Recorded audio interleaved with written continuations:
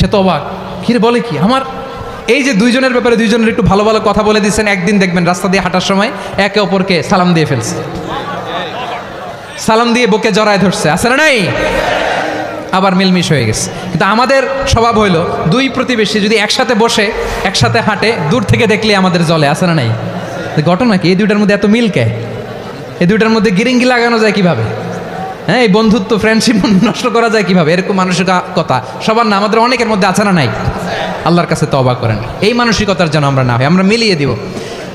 কানগুলো খরগোশের কানের মতো খাড়া করে শুনুন পেকুয়ার ভাইরা। বিশ্বনবী বলেন, আলা উখবিরুকুম বি আফদল দারাজা, আলা উখবিরুকুম বি আফদল মিন দারাজাতিস সিয়ামি ওয়াস সালাতি ওয়াস সাদাকা। হে আমার উম্মতেরা, নামাজ, রোজা, দান, দেখেন নামাজ, রোজা, দানের চেয়েও বড় কোনো শ্রেষ্ঠ ইবাদতের কথা আমি কি তোমাদের বলবো না? সাহাবারা তো অবাক, বলে কি নামাজের চেয়ে বড় ইবাদত, রোজার চেয়ে বড়, দান করার চেয়ে বড় ইবাদত? সাহাবীরা বললেন, বালা ইয়া রাসূলুল্লাহ, নবী বলেন, বিশ্বনবী বললেন, নামাজের চেয়েও বড়, রোজার চেয়েও বড়, যাকাতের চেয়েও বড়, সাদাকার চেয়েও বড় একটা ইবাদত আছে, আমি কি তোমাদের বলবো না? সাহাবারা বললেন, ইয়া রাসূলুল্লাহ, বালা, অবশ্যই বলবেন, সেটা কি? বিশ্বনবী বললেন, ইসলাহু যাতিল বাইন।